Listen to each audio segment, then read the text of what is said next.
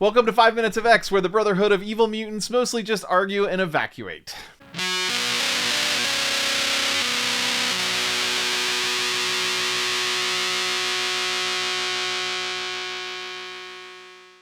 Welcome back to 5 Minutes of X. Today we're diving into X-Men number 6, originally published May 5th, 1964, written by Stan Lee and art by Jack Kirby. Let's kick this off with today's spotlight, Jason Wingard, aka the Mastermind. While Mastermind started off in the Brotherhood of Evil Mutants, he's probably more famous as a core member of the Hellfire Club. That's right, he went from henchman to full-on aristocratic illusionist. Very fancy.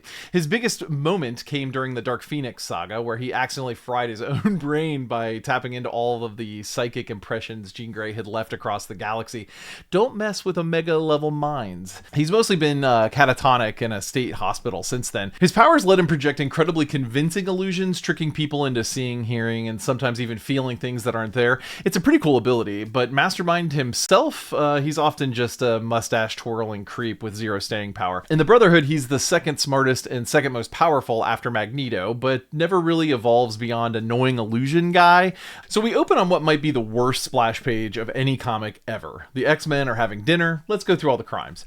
Scott is actively firing his optic blasts at Hank for reaching across the table. You know, the same optic blasts he's always terrified of hurting other people with. Professor X thanks Jean for cooking because the cooks have the day off. We've never seen any cooks in this school. Also, why is Jean cooking? 1964 sexism aside, they could have just said nothing here. Bobby is putting fresh ice from his body on a slice of pie here. That ice is literally drawn from moisture in the air and it flows through him. That's disgusting. Also, there's no milk or sugar in here. This is like the 5th time he's pretended his powers create actual ice cream. They do not. It's just shaved ice on top of pie. He's ruining pie. Hank here is reading a book titled Advanced Math. I recognize that there was no Google in 1964, but Stan and Jack could have at least put something on the cover that makes sense.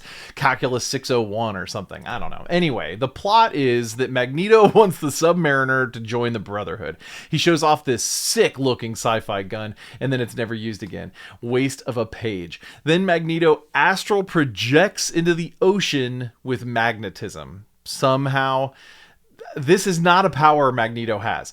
Meanwhile, the X-Men are in the Danger Room, giving us a second comic opener for one issue. Fun side note, in the original print, Iceman makes a snow lasso for Angel to fly through, but in the Marvel app, it's miscolored brown. It's not important. It's not relevant, but now you know. So, back to the nonsense. Professor X also astral projects. Again, no explanation, and somehow he just knows that Magneto is searching for Namor.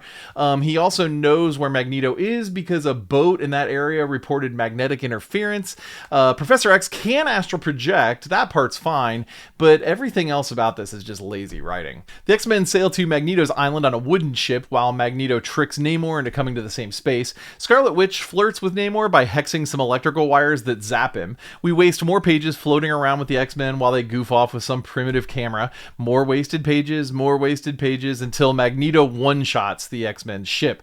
The X-Men capture Quicksilver. Magneto and Namor get into like kind of this weird power struggle because Magneto doesn't want a partner, just another lackey, which that's just not going to work for our Submariner character.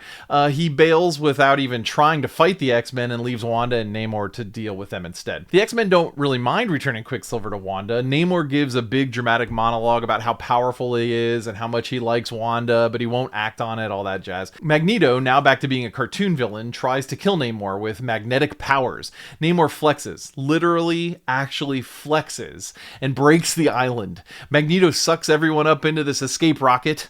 Yes, again, even claiming he's mentally commanding Wanda and Pietro to join him, a power he absolutely does not have. Jean thinks Wanda is prettier than her. Angel uses the opportunity to hit on her. Hank and Bobby try to fix a boat. Bobby and boats again? Oh my goodness. Okay, this issue is a total mess. The character poses are awkward. The behaviors are wildly off. Even the included Cyclops pinup looks wrong.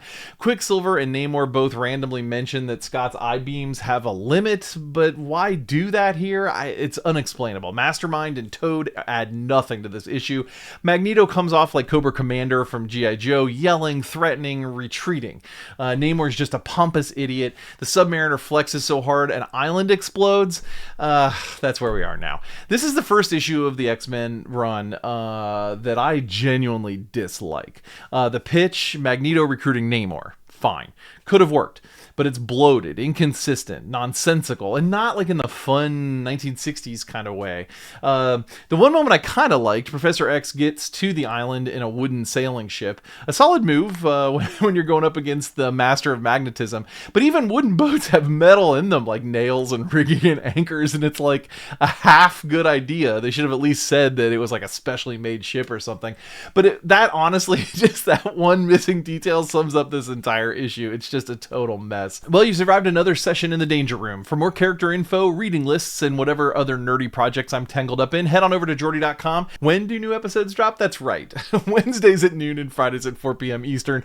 Remember, if someone flexes so hard that your island explodes, it's time to rethink your recruitment strategy.